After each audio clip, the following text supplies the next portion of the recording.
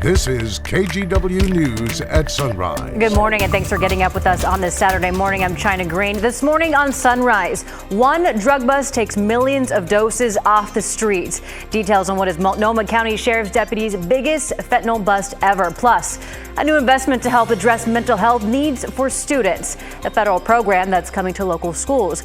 Before we get to all that, let's check in with Ashley Grams for our first look at the Saturday forecast. Good morning, Ashley. Happy Saturday. Happy Good Saturday. to be here with you, China. We're starting off with a pretty clear day, but what's going to be a pretty messy weekend. Here's a look outside our Wells Fargo camera right now. Can't see too much. Sun rises just after that 7 o'clock hour. Not too many clouds, though. We did see a few clouds last night, most of those high, and they have moved on. But it is fairly chilly out there right now. You can see 41 degrees in Portland. Lots of areas around us, though, near that freezing mark. So many of you, if you were up even earlier, saw those 32-degree numbers, and we can see even chillier across the state. Burns, a chilly 15 degrees, and Klamath Falls, if you can see it all the way down there at the bottom of your screen, at 19 degrees as well. Coastal towns sitting right in those 40s, and then the I-5 corridor in the 30s as well. So we should warm up just a little bit today, but not too much, probably into those 40s or so. So if you're headed out early this morning, or if you're headed up to the slopes, I know Timberline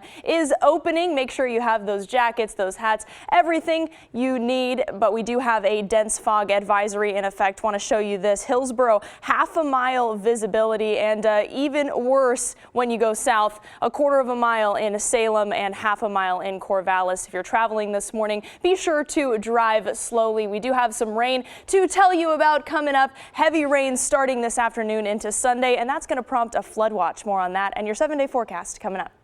Ashley, thank you. So it's a record-breaking drug bust in Multnomah County. A team of sheriff office investigators seized more than 52 pounds of fentanyl powder along with 8,000 pills. Investigators say that's the equivalent of 11 million doses. Catherine Cook has details for us.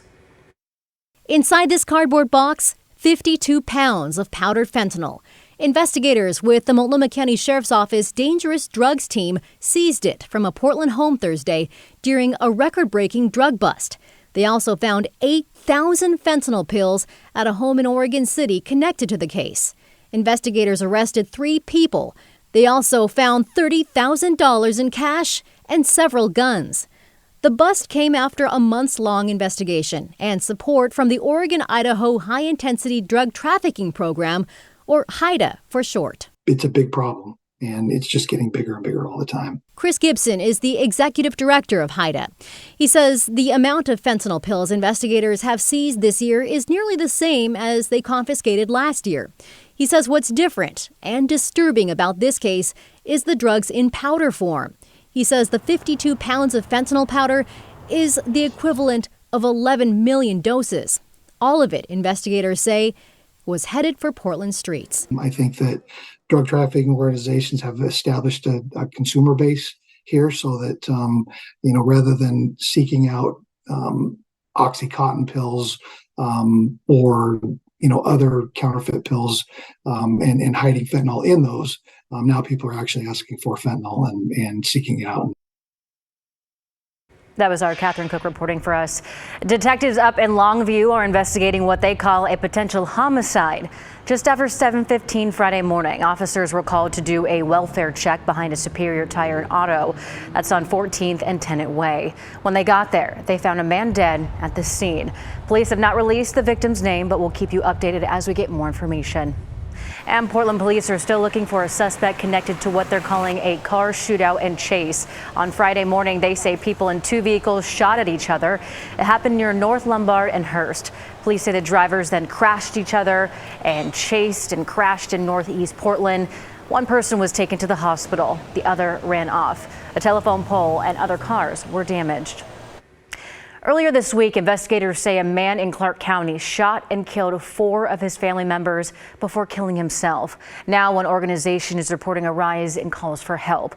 The Clark County Sheriff's Office believes 64-year-old Stuart Rouse shot and killed his wife, Christina, his brother, Ronald, and his 2 adult daughters before turning the gun on himself. Since Monday, Clark County's YWCA says that they've received 50% increase in calls to their domestic violence hotline. Brittany Lassane leads the YWCA Clark County. She says domestic violence takes on many forms and knows no bounds. She believes this uptick in calls means more people are reflecting on their own situations and taking steps towards safety. The holidays are a stressor for anybody. And then you add a domestic violence situation, it really just increases the amount of violence that is happening in that relationship. And we do see an increase in people reaching out to our services, and we have seen an increase in homicides around this time as well. Because of the call increase, they're asking for additional support, including financial donations to help those in need of care. The WYCA can often provide shelter and housing resources and help with safety planning. And we also want to remind you, if you or someone you know is in crisis, help is available by calling or texting 988. That's the way to connect to a suicide prevention crisis center and a trained counselor. Oregon Senator Ron Wyden visited with some Portland students on Friday talking about their mental health, and he announced a new Medicaid program to help school districts get kids more of the help they need. Tim Gordon has more for us. U.S. Senator Ron Wyden made his way into the library at Oliver Middle School in the Centennial District in southeast Portland. Greeted by school officials and a group of students in the audience, the first thing Wyden did was acknowledge kids in Oregon need more mental health care, citing a study that says we're the worst. We don't like being last as far as young people getting help when they're dealing with mental health challenges. He then touted a new program he pushed for as chairman of the powerful Senate Finance Committee. It makes Medicaid reimbursement dollars available to districts to pay for mental health care for students. And I said, I got to do something about it. The Medicaid help is meant for schools and communities where many families don't have much, where health care, including mental health care, is not a given. Student body president Sofia Vargas took the stage with Wyden. Then she told us the challenges are real for many students, especially after coming out of the pandemic learning years. And I think now of all times is a very important time for us to, take a step back and go, hey, our mental health is important. It's important that we don't lose ourselves in the academics. The Centennial School District has a team dedicated to social work, but it's not enough to deal with the amount of help students require. This new federal flexibility will really help us invest in the services that we know our students need, and we're really excited to take advantage of this opportunity. Wyden says he's getting the word out about the opportunity for schools in underserved communities across the state, where mental health care may seem out of reach. This is a commitment to serve people who are walking an economic, tightrope. That's the people who benefit from this. These are the people who every single week are balancing the food bill against the fuel bill and the fuel bill against the rent bill. That was our Tim Gordon reporting for us. Portland Public Schools says it will excuse absences during the week of December 18th to the 22nd. That was supposed to be the students' first week of winter break, but now they'll need to be in class to make up for the time lost because of the teacher strike. However, the district now says that if families already made plans that they cannot cancel, they can record absences as vacation days. The district sent information to PPS families on how to do that. Turning now to our homeless crisis, Washington County is getting ready to open up a second Safe Rest Pod Village in Hillsborough. It'll have room for 40 people. Our Daisy Caballero shows us how the site will work. To be here today, it's kind of like surreal.